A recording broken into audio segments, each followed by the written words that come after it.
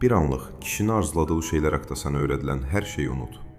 Necə geyinmək, necə danışmaq lazım olduğu və ya özünü arzulanan hala gətirmək üçün istifadə olunan sadə hilələr haqqında bütün o məsləhətləri kənara qoy. Çünki bugün çox daha dərin bir şey açacağıq. O qədər güclü, enerjili və psixoloji səviyyədə titrəyən bir sir ki, bir kişini yalnız sənə çəkməklə qalmayacaq, həm də onu sanki sənə vurulmuş hala gətirəcək. O qədər bir dişil enerji var ki, o qədər maqnetik bir güc ki, çox az qadın bunun sahibi olduğunu bilir və daha da azı bunu necə işlədəcəyini bilir. Bu gözəllik deyil, ağıl deyil, nəzakət deyil. Bu çox daha əsas, daha real, daha asılılıq yaradan bir şey. Və sənə bundan niyə danışılmadığını bilirsənmi? Çünki bu güc təqlid edilə bilməz, manipulyasiya edilə bilməz, yalnız içərdən oyandırıla bilər. Bugün sənə sadə məsləhətlər verməyəcəm. Bugün sənə bu enerjinin şifrəsini yaradan 5 müqəddəs bilgini təqdim edəcəm. Diləməyə hazır olduğun hər bir bilgi, çəkmə gücünün yeni bir ölçüsünü açacaq bir açar. Sənə bir seçim olmaqdan çıxıb, unudulmaz bir varlıq həlinə necə gələcəyini göstərəcək. Hazırsan? Gəlin başlayaq. Birinci sir, qırılqan dişiliyin böyük yalanı. Sənə bir imperiya olmaq əvəzinə necə bir sığmacaq olmaq öyrətdilər? Əgər sevilmək üçün şirin, fədakar, səbirli, səssiz, verici olmağın lazım olduğunu hiss etmisənsə, yalnız deyilsən və bu sənin səhvindir. Uşaqlıqdan başlayaraq proqramlaşdırıldın. Sənə yaxşı olmağın, başqalarını razı salmağın, onlara baxmağın, onları nəzarət altında saxlamağın lazım olduğu öyrədildi. Öz həqiqətini inkar etmək mənasını versə belə, emosional olaraq başqalarının sığınacağı olmaq, öz imperiyan olmamaq üçün təlim gördün. Və beləcə fərqində olmadan səni təmsil etməyən, amma özünü təhlükəsiz hiss etdirən bir qadınlıq fikri yaratdın. Aşağı tezlikdə titrəyən, amma sosial olaraq qəbul olunan bir fikir. Ta ki bir gün acı bir həqiqəti fərq edənədək. Fərq etdin ki, bütün sevgini verməyinə baxmayaraq o qalmadı. Sadiq, şirin, sevgi dolu, hər zaman yanında olmağına baxmayaraq sənə vurulmuş hava gəlmədi. İşte o anda ruhun oyanır. Bir şeylərin düzgün olmadığını fərq edirsən. Çünki hər şeyi düzgün etdin, amma yenə də bir seçimə döndün və öz-özünə soruşursan. Niyə? Sənə bəlkə də çox tanış gələcək bir hekayə danışacağım. Ayn 31 yaşındaydı. Sevgilisi ona onu sevdiyini, rahatlığı olduğunu, ideal yoldaş olduğunu deyirdi. Ayn onun üçün yemək hazırlayar, onu dinləyər, dəstəkləyərdi. Hətta özünü düşündüyündən daha çox ona qayğı göstərərdi. Onun sakitləşdiricisi, həyatının tarazlıq nöqtəsi, emosional anası olmuşdu. Bunun yetkin bir sevgi olduğuna inanmışdı. Ta ki o baypa yalnız dramasız, davasız bir şəkildə getənədək. Və qısa müddət sonra çöldən daha uzaq, öz dünyasına daha diqqətli, daha öncədən deyilə bilməyən görünən başqa bir qadına vurulmuş hala gəldi. Ayn içərdən parçalandı. Özünə hər şeyini verən birinin, ona görə heç bir şey verməyən biri ilə necə dəyişdirildiyini soruşurdu. İşte o zaman ən amansız həqiqətlərdən birinə çatdı. Bir kişi özünü sakitləşdirən şəxsə deyil, onu oyanan şəxsə vurulmuş hala gəlir. Doğru sevgi kimi görünən şey, əslində özünü tərk etməyin bir bəhanəsidir. Və sən də Ayn kimi emosional sakitləşdirici olmaq üçün gəlmədin. Hər şeyi bağışlayan yaxşı qız olmaq üçün gəlmədin. Bir güzgü, bir fırtına, görməməzlikdən gəlinə bilməyəcək bir enerji sahəsi olmaq üçün gəldin. Bir qadın qırılqan dişiliyindən yaşadığında mütləq bir çatılabilirlik enerjisi yayıyor. Hər zaman oradadır, hər zaman hə deyir, hər zaman dəstəkləməyə hazırdır. Amma bu tezlik nəcib görünsə də, səni öncədən deyilə bilən edir. Və öncədən deyilə bilən heç vaxt emosional bir aslılığa çevrilmir. Amma oyananda, xoş olmaq üçün formalaşdırıldığını fərq edib güclü bir qadın olmağı seçəndə, işte o zaman hər şey dəyişir. Artıq yoğunluğun üçün üzr istəmirsən. Xarakterini rahatsız etməmək üçün yumşatmırsan. Parlamaq istəyini, onu qorxutmaq qorxusu ilə boğmursan. Artıq enerjinin kifayət imiş kimi yeriyirsən, çünki kifayətdir. Artıq onun səni seçməsini gözləmirsən, çünki sən artıq əvvəlcə özünü seçdin. Və bu həyatı boyunca uyğun qadınlarla əhatə olunmuş bir kişi üçün emosional bir narkotikdir. Çünki özəlliyindən titrəyən, evcilləşməyə icazə verməyən, bir sığınacaq deyil, bir imperiya olmaq istəyən bir qadın Carl Jung'un arketipik bir güc dediyi şeyə çevrilir. Yüksək bir animanın təzahürüdür ki, boyun əyməz və ya uyğunlaşmaz. Eyni anda həm ilham verir, həm də rahatsız edir. Debior bunu anesteziyasız demişdi. Ən böyük ağrı onun səni seçməməsindən deyil, onu seçmək üçün özünə xəyanət etməndən gəlir. Və sən artıq burada özünə xəyanət etmək üçün deyilsən. Kifayət qədər yaxşı olmamaq qorxusu ilə təslim etdiyin hər parçanı geri almaq üçün burdasan. Bugün bunu dinləyərkən bəlkə də özünü tanıyırsan.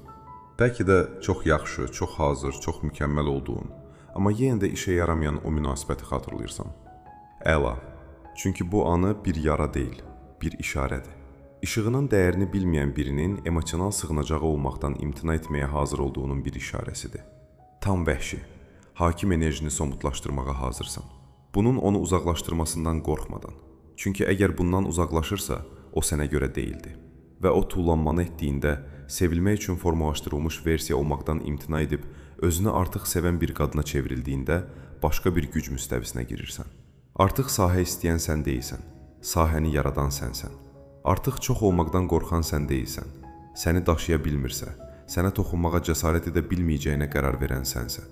Və inan mənə, bu onu vurulmuş hala gətirəcək. Çünki bir kişi çox qadını arzulaya bilər. Ancaq yalnız yerini doldura bilməyəcəyi qədər qadına vurulmuş hala gəlir. İndi növbədə kişilərin niyə özlərinə ehtiyacı olanlara deyil, enerji baxımından meydan oxuyanlara vurulmuş olduqlarını və bu maqnetik kodu içərdən mərkəzini itirmədən necə aktivləşdirəcəyini kəşf edəcəksən. Hazır ol, ən yaxşısı hələ gəlməyib. İkinci sir, kraliçənin taxtındakı güc. Bir kişi özünə ehtiyacı olan qadına deyil, özünə yetənə niyə vurulmuş hala gəlir? Ehtiyac duymayan qadın ehtiyac alma gəlir. Bir qadın gözəl, cazibədar, verici, hətta şərtsiz ola bilər. Amma enerjisi ehtiyac içində titrəyirsə, heç vaxt maqnetik olaraq algılanmayacaq. Yalnız çatılabilir olaraq görüləcək. Və sənə heç kimin öyrətmədiyi amansız bir həqiqət var. Bir kişi təminat aldığı şeyə vurulmuş olmur. İtirməkdən qorxduğu şeyə vurulmuş olur. Seçilməyə ehtiyac duymayan qadın unudulmaz olan qadındır. Və bu bir strategiya ilə, yox saymaqla və ya ucuz sir oyunları ilə olmur. Bu enerjisinin sözlərə ehtiyac duymadan bunu əks etdirməsi ilə olur. Mən bütövəm. Sən bir şey əlavə edə bilərsən, amma mərkəzim sən deyilsən. Bu bir kişinin bilinçaltı zehni üçün ən cazibədar enerji mesajıdır. Və sənə bunun niyəsini Carl Jung'un vizyonundan danışacağam. Jung'a görə hər insan bilinçaltının ən güclü hissələrini başqasına əks etdirir. Bir kişi öz aləminin kraliçəsi olan bir qadınla, tutquları ilə, sərhədləri ilə, gücü ilə, özünə güvəni ilə və vizyonu ilə qarşılaşanda, içində babalardan qalan bir şey, fiziki deyil, simvolik bir fəth dürtüsü aktivləşir. Arzu bədənə deyil, o qadının boyun əyməyən titrəyiş sahəsinə yönəlir. Və çox qadının hələ anlamadığı şey budur. Daha çox verərlərsə, daha çatılabilir olarlarsa, onun üçün daha çox şeyi həll etsələr, onun hər şeyi olarlarsa, o zaman getməyəcəyinə inanırlar. Amma bu vuruntu yaratmır, uyğunlaşdırır. Vuruntu yaradan qadın heç kimin ətrafında dönmür. Onun öz günəşi var. Və bir kişi yaxınlığında qalmaq istəyirsə, onun enerji sahəsinin hündürlüyündə titrəmək məcburiyyətindədir. Sənə Pəlinin hekayəsini danışacağam. Pəlin 36 yaşındaydı. Müstəqil bir həyat koçu idi. Layihələrlə və dostluqlarla dolu zəngin bir həyatı var idi. Bir gün karizmatik, başdan çıxarıcı, emosional olaraq zəki bir adam olan Cəmlə tanışdı. İlk başda Cəm onun enerjisindən sehrə düşmüşdü. Ancaq zamanla Pəlin güzəştə getməyə başladı. Onunla hər görüşməyə üstünlük verməyə, öz proqramını dəyişdirməyə, çatılabilir olmaq üçün müqəddəs vaxtlarından imtina etməyə başladı. Yavaş-yavaş öz daxili dünyası ilə maraqlanmağı buraxıb, onun dünyası ilə maraqlanmağa başladı və heyranlıq rutin hala gəldi. Cəm bunu demədi, amma bilinçaltı bunu algıladı. Pəlin artıq kraliçə deyildi. Onun ehtiyacının rahibəsi olmuşdu. Ta ki bir gün mənasız bir davanın ardından Cəm onu aramağı buraxana qədər. Pəlin çöktü. Necə bu qədər çox şey vermişkən onun uzaqlaşdığını anlamırdı. Ta ki həyatını dəyişdirən bir şeyi anlayana qədər. Onun məni seçməsi üçün özümü seçməyi buraxdığımda, onun vurumtusu olmaqdan çıxdım. Və sən də bunu bilirsən. Bilirsən ki, sevgi uğrunda taxtını hər tərk etdiyində görünməz oldun. Amma özünə döndüyündə nə olduğunu da bilirsən. Öz proqramını, tutqularını, təsdiqləmələrini, zövqünü, bədəninlə, sezgi ilə əlaqəni yenidən başlatdığında güzgüyə dönüb, bu kainat mənimdir deyəndə. O qədər güclü bir enerji yayırsan ki, kişi yalnız yaxınlaşmağı deyil, səninlə eyni hündürlükdə olmağı arzulayır. Çünki sən ona yemək vermirsən, sən ona öz gücünü xatırladırsan. Və bu, hər kişinin bilinçaltında ölümcül bir arzudur. Xatırla, kraliçə taxtını tərk etmir. Əgər taxt tərk edilərsə, o artıq taxt deyil. Sən öz mərkəzini tərk etdiyində, sən artıq mərkəz deyilsən. Və kişi mərkəzsiz qadına hörmət edə bilər, amma heç vaxt ona vurulmuş ola bilməz. Vuruntu mərkəzə yönəlir. Enerji mərkəzə yönəlir. Və sən bu mərkəzsən. Özünü seç. Özünü seçməyi dayanma. Çünki sən özünü seçdiyində dünya səni seçir. Və o kişi, o yalnız sənin işığının əksini görənlərdən biridir. Kim girmək istəyirsə, məbədə hörmət etsin dediyində, işte o zaman hər şey dəyişir. Çünki özünü kraliçə olaraq yaşayan qadın diqqət çəkmir, onu çəkir. Və fiziki xüsusiyyətləri ilə və ya davranışı ilə deyil, tezliyi fərqli hiss etdirdiyi üçün enerji taxtı möhkəm şəkildə qurulub. Qovmaz, tələb etmir, yalnız işıq saçır. Və sevilmək üçün dağılan qadınlara öyrəşmiş kişilər özünü artıq sevən, həyata o qədər zəngin, o qədər dolu, o qədər sevinç və məqsəd dolu olan bir qadına təəccüblə baxırlar ki, kişinin varlığı bir uğur deyil, bir seçimdir. O qadın təsdiqə ehtiyac duymur. Hər gün özünü təsdiqləyir və bu bir kişi üçün qarşısı alınmazdı. Çünki tək qalmaqdan qorxmayan qadının enerjisi ilə hansı enerji rəqabət edə bilər ki? Heç biri. Ona görə bunu yaxşı dinlə. Onun səni seçməsi üçün özünü boşaltmağın lazım olduğunu düşünməyi burax. Sənin maqnetizmin nə qədər uyğunlaşdığında deyil, həqiqətinə nə qədər sadiq qaldığında yatır. Tutqularına geri dön, müqəddəs sahələrini geri qazan. Dərhal cavab verməyi burax. Hər sükutunu izah etməyi burax. Dəyərini sübut etməyi burax. Və enerjini bir lüks imiş kimi yaşamağa başla. Çünki elədir. Sən bu daxili bolluq halını yaşadığında o fərq edir. Və öz-özünə soruşmağa başlayır. Onun dünyasına layiqəm. Və işte o zaman emosional vuruntu başlayır. Manipulyasiya ilə deyil, kainata çevrildiyin üçün. Və heç kim bir vaxtlar ruhuna toxunan kainatı unutmur. Növbəti hissədə heç bir kişinin kəşf etməkdən imtina edə bilməyəcəyi dərin sirri necə aktivləşdirəcəyini və daxili okeanının niyə heç vaxt tamamilə oxunmamağın ən güclü silahın olduğunu açacağıq. Üçüncü sir. Daxili okeanın sirri. Onun heç vaxt kəşf etməyi bitirə bilməyəcəyi bir kainat ol. Bir kişi bir toxunuşu, bir baxışı, hətta bir bədəni unuda bilər. Amma heç vaxt unuda bilməyəcəyi şey, varlığını bilmədiyi bir okeanda gəzdirən bir ruhun varlığıdır. Çünki əsl sirri qidalandıran qadın xarici görünüşlərdən deyil, əsl dərindən qidalanan, heç bir şey tələb etmədən işıqlandıran ruhani bir mayak kimidir. O özünü dərhal tamamilə vermir, çünki oyun oynadığı üçün deyil, özünə hörmət etdiyi üçün. Və sənə heç kimin izah etmədiyi bir şey var. Kişinin ruhu özünü tamamilə təslim edən bir şeye deyil, qatlar halında açılan bir şeye vurulmuş hala gəlir. Carl Jung, insan bilinçaltının işıqlı olanla, müqəddəs olanla, tam olaraq anlaşılmayanla dərin bir bağlantı ehtiyacı duyduğunu deyərdi. Və daxili dünyası canlı olan, xarici görünüşdən daha çox olan, təxmin edilə bilməyən və ya idarə edilə bilməyən bu enerjini somutlaşdıran bir qadın, kişinin hər şeyi kəşf etmək istəyən hissəsini aktivləşdirir. Amma heç vaxt tam olaraq bacarmır. Çünki o, bir gecəlik bir kitab deyil, 1000 səhifəlik bir dastandır ki, yalnız haqq edərsə onu oxuya bilər. Sənə anlaman üçün əsl bir hekayə danışacağım. Zeynəb 31 yaşındaydı. Vizual bir rəssam idi. Qrupun ən populyarı, ən cazibədarı və ya ən danışqanı deyildi. Amma bir yerə daxil olanda hər kəs onu hiss edirdi. Dərin bir sakitliyi, illəri var imiş kimi görünən bir baxışı, yumuşaq amma möhkəm bir dili var idi. Sanki hər sözünün bir kökü var imiş kimi. Və bir kişi ilə danışanda tələsməzdi, təsdiq axtarmazdı. Onu təsir etməyə çalışmazdı. Yalnız öz genişlənən kainatı ilə tam və hazır bir şəkildə orada olardı. Bir gün uğurlu, özünə güvənən, bütün qadınların dərhal maraq göstərdiyinə öyrəşmiş bir kişi olan Cəmlə tanış oldu. Amma Zeynəb tamamilə fərqli idi. Zeynəb ertəsi gün ona yazmazdı. Diqqətini çəkmək üçün hekayələr paylaşmazdı. Cavab vermədiyində özünü haqlı çıxarmazdı. Və bu onu uzaqlaşdırmaz, onu vurulmuş hala gətirərdi. Çünki illər sonra ilk dəfə onu tam olaraq oxuya bilmədiyini hiss edirdi. Onunla edilən hər söhbət daha dərin bir şeyə açılan bir qapı kimi idi. Tutkularından danışardı, amma hər şeyi danışmazdı. Duyularını paylaşardı, amma emosional bir zərifətlə. Gülərdi, amma narahat olmadan sükutda da qala bilərdi və bu onu silahsız qoyurdu.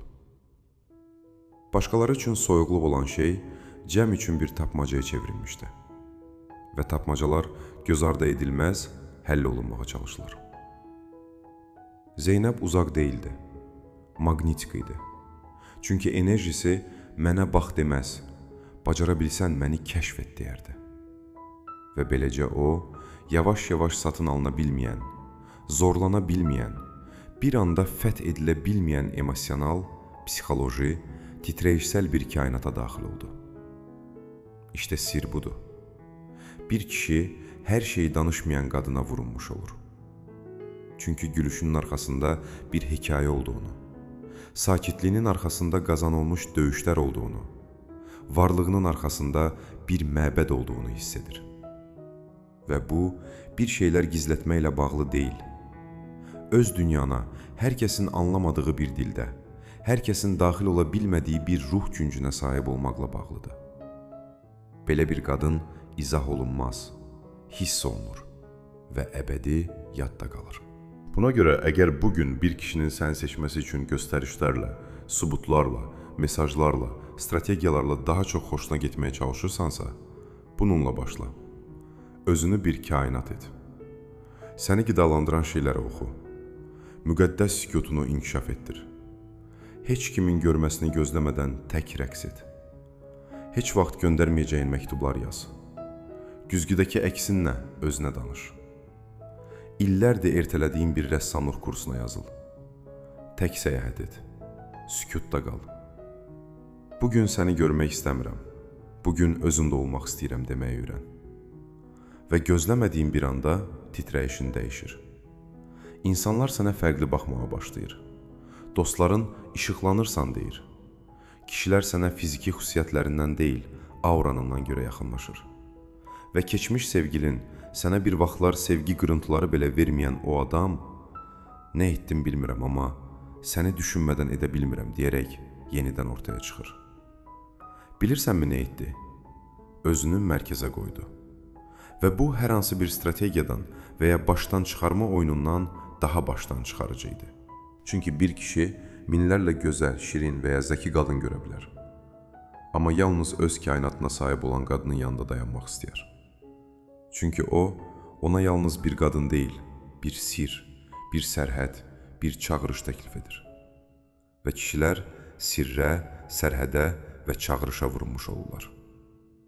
Xatırla, daxili okeanın dərinlikləri hər kəsin üzmədiyi sulara aiddir. Sən o sulara sahibsən, onları qoruyub saxla. Çünki tamamilə açılan qadın maraq doğurur, amma heç vaxt tamamilə oxunmayan qadın əbədi qalır. Və sən əbədiliyi seçirsən. Sən sirri seçirsən. Sən özünü seçirsən. Amma öz olmağın ləzzətini somutlaşdıran, anlaşılmağı axtarmayan, amma həqiqəti yayan bir qadınla qarşılaşanda bilinç altında bir şeylər aktivləşir və özünü saxlaya bilmir. O qadın onu qovmaz, amma gizlənməz də. Yalnız özünə o qədər çox sevgi ilə yeriyir ki, o kişi onu ehtiyacı olmayan, amma yenə də seçən bir kainata dəvətli hiss edir. Və işte o zaman emosional vuruntu doğur. Fiziki xüsusiyyətləri və ya simpatiyası ilə deyil, enerjisi ilə. Çünki o, xoş olmaq üçün özünə xəyanət etmir. Sərhədlərini haqlı çıxarmaq üçün izahat vermir və heç kəsi əlində saxlamaq üçün rahatlığını fəda etmir. Enerjisi ona deyir, burada bütövəm, gəlsən bir şeylər əlavə et, gəlməsən də uçaram. Və bu, sevgili qəlbi, qarşısı alınmazdı. Kişinin bilinçaltı dərinliklərində onu daşıyacaq bir qadın axtarmır, ona yalvaracaq bir qadın da axtarmır. O ona məqsədlə, duyğuyla, ruh və yaşamağın nə olduğunu xatırladan bir dişil enerji axtarır. Özündən zövq alan, daxili bolluğun əks etdirilməsi olan və ona baxanda onunla olmaq belə hiss etdirirsə, başqa heç bir yerdə olmaq istəmirəm deyəcəyi bir qadın axtarır. Amma bunun olması üçün sən o yer hala gəlməlisən. Bir titrəyiş, bir təhlükəsizlik sahəsi, öz daxili rəqsinə qidalanan bir alov, rahat bir bədən, gizlənməyən bir ruh, sığmaq üçün kiçilməyən, ilham vermək üçün genişlənən bir qadın. İşte bu şəkildə enerjin hiləsiz bir sehrə çevrilir. İşte beləcə xoşuna gedəcəyəmmi deyə soruşmağı buraxırsan və anlamağa başlayırsan ki, sən burada xoşuna getmək üçün deyil, parlamaq üçün varsan. Və kim görürsə görəcək, kim görmürsə kör qalacaq. Amma sənsən artıq özünü söndürmüsən. Dördüncü sir. Günəş və kölgənin rəqsi. İstiliyini vermə və işığının dəyərini bilməsi üçün onu nə zaman geri çəkəcəyini bilmə sənəti. Hər zaman çatıla bilir, hər zaman istəkli, hər zaman hə deyən bir qadın görünməz hala gəlir. Dəyəri olmadığı üçün deyil, dəyəri yoxluqdan hiss edilmədiyi üçün. Və işte amansız bir həqiqət. Bir kişinin hər zaman sahib olduğu şeyə artıq ehtiyacı qalmaz. Amma itirmə ehtimalını hiss etdiyi şeyi ruhu ilə arzulamağa başlayır. Bu bir oyun oynamaqla bağlı deyil, dişil enerjinin ritmini anlamaqla bağlıdır. Dişil enerji günəş kimidir. Parlayır, isidir, qidalandırır. Amma eyni zamanda dövrləri var. Sonsuz günorta saatına yapışıb qalmaz, batışları var, gecələri var. Və işte o işıq ilə kölgə arasındakı mistik dəyişimdə əsl heyranlıq yaşanır. Carl Jung bütövlüyə çatmağın əsas dayaqlarından biri olaraq kölgənin inteqrasiyasından danışardı. Və bu vermə və geri çəkilmə, varlıq və boşluq, istilik və sükut arasındakı rəqs güclü bir qadının kölgəsini inteqrasiya etmək üsuludur. Zərər verən bir qaranlıq olaraq deyil, ortaya çıxaran bir yoxluq olaraq. Çünki sən özünü günəş olaraq bildiyində, sevilmək üçün 24 saat parlamana ehtiyac olmadığını anlayırsan. Əsl güc nə zaman işıqlandıracağını və nə zaman yox olacağını bilməkdədir. Alovunun dəyərini bilmələri üçün. Sənə bu həqiqəti ortaya qoyan əsl bir hekayə danışacağım. 29 yaşındakı Elif bir həyat koçuydu. Cəmlə bir münasibəti var idi. Cəm maraqlı idi, amma qətiyyətli deyildi. İstədiyində ona yazardı, işinə gəldiyində onu görərdi. Elif onu itirmə qorxusu ilə hər zaman sevgi dolu, hazır və diqqətli davranırdı. Amma dərində bunu etdikcə biraz daha itirirdi. Ta ki bir gün Elif səssiz bir qərar alana qədər. Getməyəcəkdi, amma enerjisini geri çəkəcəkdi. Hələ sevgi doluydu, amma hər zaman çatıla bilir deyildi. Lazım olduqda deyil, istədiyində cavab verirdi. Sərhədlərlə birlikdə oradaydı. Hər şeyi ona danışmağı buraxdı və bəzi şeyləri yalnız özünə saxlamağa başladı. Və sonra Cəm bunu hiss etdi. Elifin işığının artıq onun üçün 24 saat açıq olmadığını hiss etdi. Titrəyişsəl yoxluğunu hiss etdi. Daha əvvəl təminat olanın boşluğunu hiss etdi. Və o boşluq onu hər hansı bir şikayətdən daha çox silkələdi. Çünki şikayətlər uzaqlaşdırır, amma emosional enerji çatışmazlığı bir kişinin oyanmasını təmin edir. Yavaş-yavaş onu aramağa, daha çox yazmağa, necə olduğunu soruşmağa başladı. Elif onu zorladığı üçün deyil, enerjisi qıtləşdiyi üçün. Və qıt olan, asanlıqla əldə edilə bilməyən şey dəyərlənir. İşte açar nöqtə. Bunu anlayan, ölçüsüz verməyi buraxıb, istiliyini bir hədiyyə kimi idarə etməyə başlayan qadın titrəyişsəl bir maqnitə çevrilir. Çünki kişinin ruhu ara vermədən təslim olan şeyə deyil, bəzən ortaya çıxan və bəzən geri çəkilən şeyə vurulmuş olur. Və bu gedib gəlmə dövrəsində kişinin bilinçaltı sənin enerjini nəzarət edə bilmədiyi bir şeylə əlaqələndirməyə başlayır. Və nəzarət edə bilmədiyi hər şey onu dərindən çəkir. Bu, manipulyasiya üçün bir məsləhət deyil. Özünə yenidən müqəddəs olmağa bir dəvətdir. Hər şeyi verdiyində yorulursan. Yalnız rezonans verən şeyi verdiyində genişlənirsən. Və bu genişlənmə hər zaman xaricə doğru deyil. Bəzən özünə doğru çəkilmək, özünlə yenidən əlaqə qurmaq, enerji dairəsinə bağlamaqdır ki, yenidən ortaya çıxdığında işığın yalnız görülməsin, həm də dəyər görsün. Bunu əbədiyyatda saxla. Günəş parlamaq üçün icazə istəmir, amma batışı üçün də üzr istəmir. Maqnetik dişil enerji sabit deyil, dövürlüdür, sezgisəldir, canlıdır. Və bir kişi hər gün orada olan emosional bir ev əşyası kimi olan şeyə vurulmuş olmur. Bəzən qidalandıran, bəzən də ac buraxan şeyə vurulmuş olur. Çünki bu aclıq bir cəza deyil, dəyərini görməsini təmin edən şeydir. Və bu, hər şey dəyişir. Hazır ol, çünki növbədə bu enerji prosesinin zirvə nöqtəsi var. Son sirri kəşf edəcəksən. Ləzzəti necə somutlaşdırırsan, özünə necə vurulmuş olursan və bunun tam olaraq niyə onu arxanca sürüklədiyini, səbəbini anlamadan. Və işte o zaman ona yalnız xoş gəlməyi buraxıb onun ən dərin diqqətini çəkməyə başlayırsan. 5-ci sir, ləzzətin bədənlənməsi. Son sir, özünə vurulmuş ol və o da sənin nümunəni izləyəcək. Çox az qadının titrəyişsel səviyyədə anladığı bir şey var. Sənin ləzzətin bir lüks deyil, ən yüksək tezliyindir.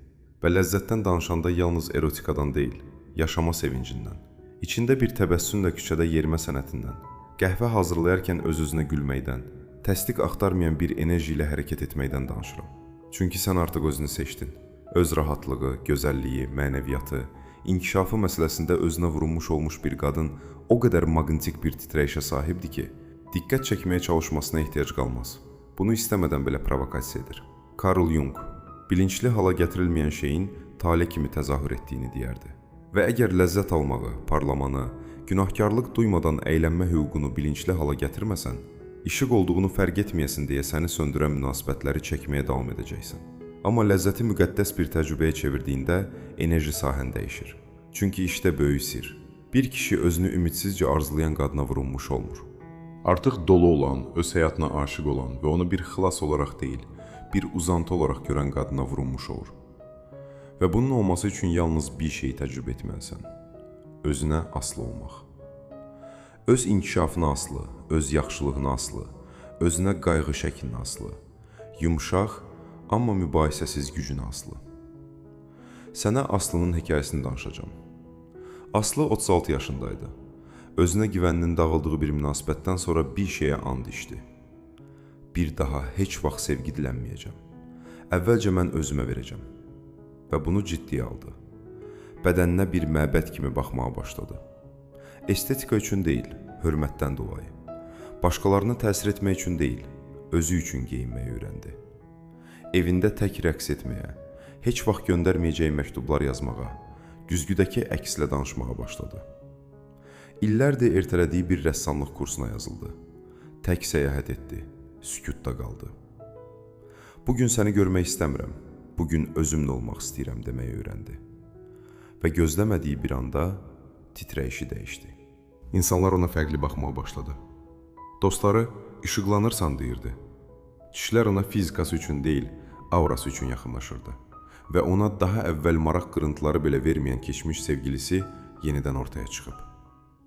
Nə etdim bilmirəm, amma səni düşünmədən edə bilmirəm dedi. Bilirsənmi nə etdi? Özünü mərkəzə qoydu.